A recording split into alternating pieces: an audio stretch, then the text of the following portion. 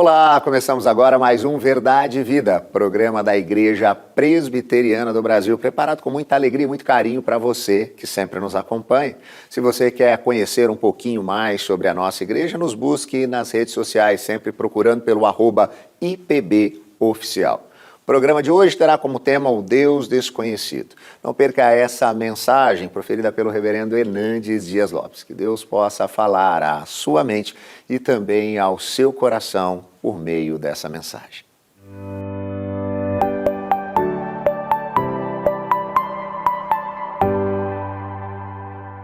Eu estou muito feliz de poder compartilhar com você a preciosíssima Palavra de Deus para tratar de um assunto extremamente importante, que está lá em Atos dos Apóstolos, capítulo 17, versos 22 a 26.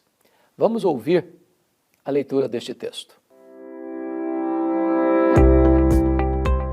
Então Paulo, levantando-se no meio do Areópago, disse: Senhores atenienses, em tudo vos vejo acentuadamente religiosos, porque passando e observando os objetos do vosso culto, encontrei também um altar no qual está escrito: Ao Deus desconhecido.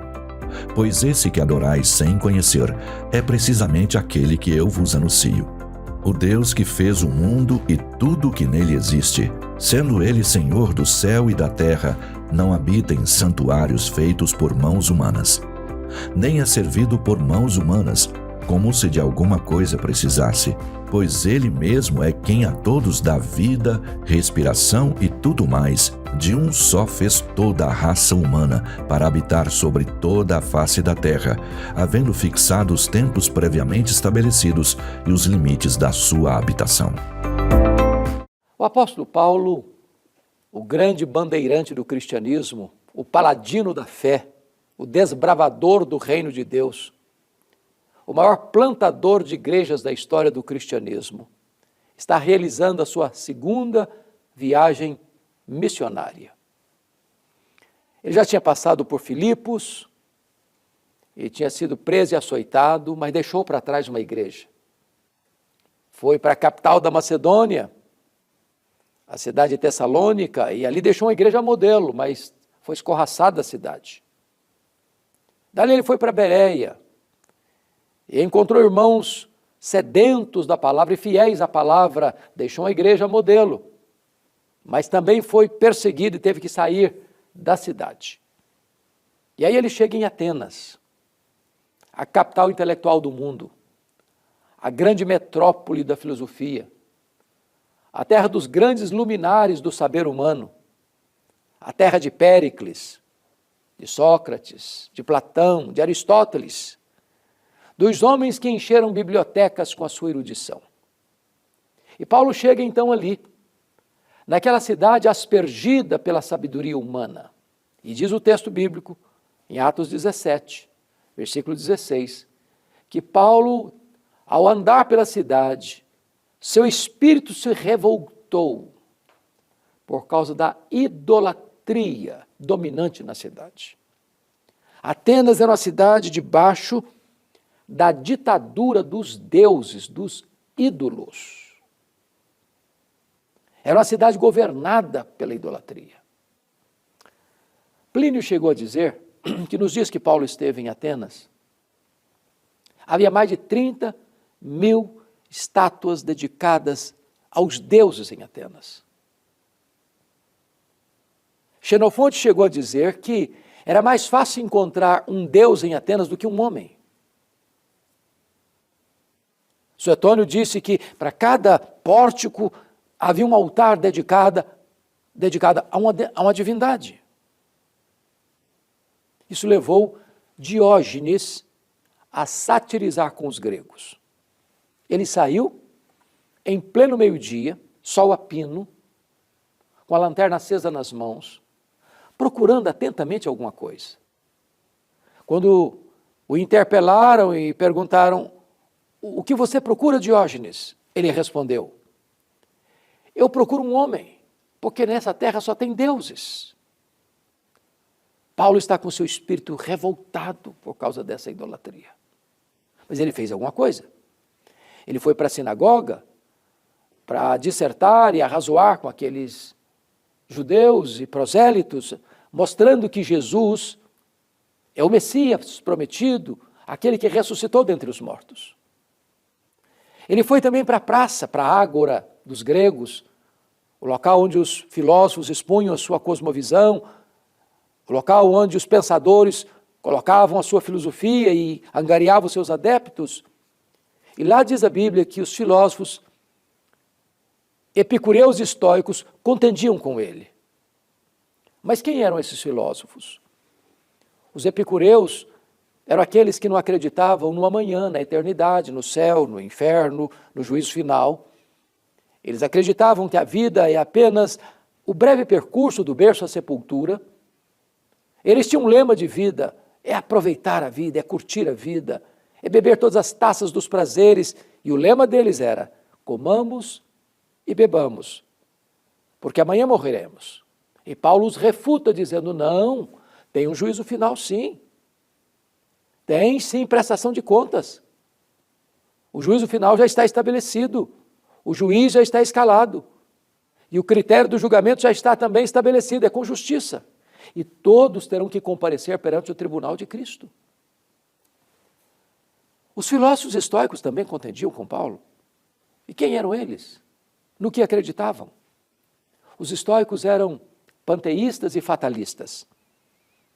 Eles acreditavam que o homem está debaixo de um destino cego e implacável, que ele não pode mudar os rumos da sua vida. Hoje eles abraçariam a filosofia de Gabriela, cravo e canela: eu nasci assim, eu cresci assim, eu vou morrer assim. E Paulo diz: não, esse conceito está errado. Há possibilidade de mudança. Deus não levou em conta os tempos da ignorância, mas agora determina que todos os homens se arrependam. Há possibilidade de mudar. O bêbado pode tornar-se uma pessoa sóbria. O ladrão pode se tornar uma pessoa trabalhadora. O corrupto pode se tornar uma pessoa honesta. O assassino pode se tornar uma pessoa que ama o próximo. Aquele que vive prisioneiro da idolatria pode adorar o Deus vivo e verdadeiro.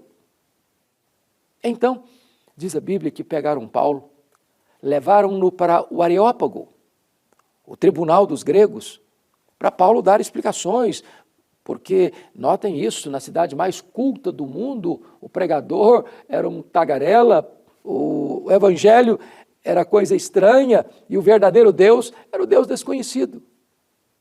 Quando levam Paulo para o Areópago, então Paulo faz um discurso brilhante acerca do Deus verdadeiro, que os atenienses não conheciam.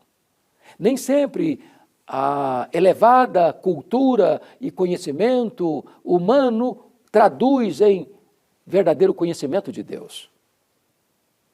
Então Paulo diz assim: senhores atenienses, em tudo vos vejo acentuadamente religiosos, porque passando e observando os objetos do vosso culto, encontrei um altar no qual está escrito: ao Deus desconhecido. Pois se Deus que vocês adoram sem conhecer é precisamente o Deus que eu anuncio. E que Deus é esse?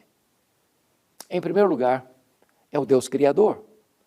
Versículo 24 diz que Ele é o Deus que fez o mundo e tudo o que nele existe. Paulo não tem nenhum problema intelectual para pregar na capital intelectual do mundo acerca do criacionismo. Como um jovem universitário não precisa abandonar o seu cérebro para defender em sala de aula, numa cultura ateísta e evolucionista, que Deus criou o mundo e tudo o que nele existe. Paulo está refutando aqui a ideia grega de que a matéria é eterna. Eterno só Deus o é. Paulo está refutando aqui a ideia de que o mundo surgiu espontaneamente. Não, o mundo foi chamado à existência pelo Deus Todo-Poderoso. Paulo está refutando aqui a ideia de que o mundo surgiu mediante uma mega explosão cósmica casual. Não, o caos não produz o cosmos, a desordem não produz a ordem. Este vasto universo, com leis tão precisas, com movimentos tão harmônicos, não é fruto do acaso, mas da obra criadora do Deus Todo-Poderoso. Paulo está refutando aqui a teoria da evolução. O mundo não surgiu mediante a evolução de milhões e milhões de anos. O mundo foi criado e criado por Deus. Essa é a primeira verdade que Paulo proclama, que de um só homem Deus povoou toda a terra, toda a raça humana. Paulo está dizendo que Adão e Eva não são um mito, mas seres históricos, personalidades reais, de onde procedeu toda a raça humana. O Deus que os atenienses não conheciam é o Deus da providência. Nele vivemos, nos movemos, existimos, e que nos dá a vida, a respiração e tudo mais. O Deus que os atenienses não conheciam é o Deus Salvador. Paulo anunciou Jesus e a ressurreição, o Deus feito carne, aquele que veio, que encarnou, que ensinou, que morreu pelos nossos pecados, que ressuscitou dentre os mortos, que está à destra de Deus e vai voltar. O Deus que salva, o único nome dado entre os homens pelo qual importa que sejamos salvos.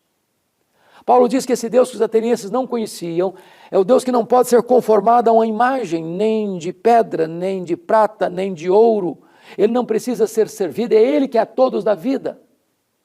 Ele não pode ser conformado num templo, porque nem os céus dos céus pode contê-lo. Portanto, aqueles que o adoram, já que Deus é Espírito, devem adorá-lo em espírito e em verdade. Mas, finalmente, o Deus que os atenienses não conheciam é o Deus que dá ao homem a oportunidade de uma nova vida, requerendo que todos se arrependam. E estabelecendo que é necessário arrepender-se, porque todos terão que comparecer perante o tribunal de Deus para prestar contas da sua vida ao reto juiz, que julgará com justiça. O juízo está à frente, o tribunal de Deus está à frente, e todos teremos que comparecer para dar contas da nossa vida, num julgamento justo, cujo juiz não pode ser subornado. Quando Paulo termina esse sermão lá em Atenas, o seu auditório se divide em 3 grupos. O primeiro disse assim, ao ouvir sobre a ressurreição, escarneceram de Paulo. Os gregos não acreditavam em ressurreição por causa da sua filosofia do dualismo grego. Outros disseram, olha Paulo, sobre este assunto te ouviremos noutra ocasião. Adiaram o inadiável, porque você não administra o amanhã.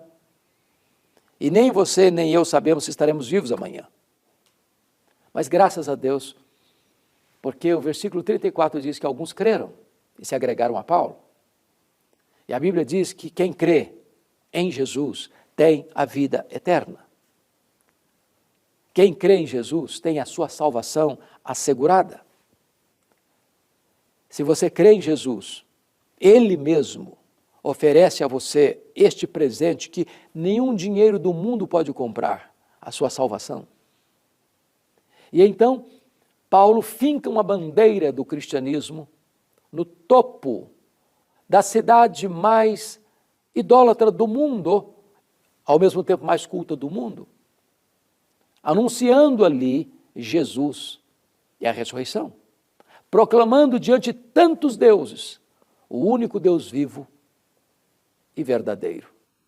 Eu quero orar com você, porque hoje também você pode conhecer este Deus como Deus da sua vida, por meio de Jesus, o seu Filho, e receber nele e dele a vida eterna.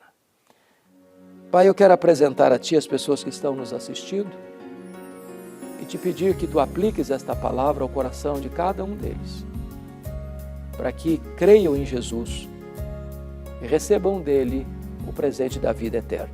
Oramos em nome de Jesus. Amém.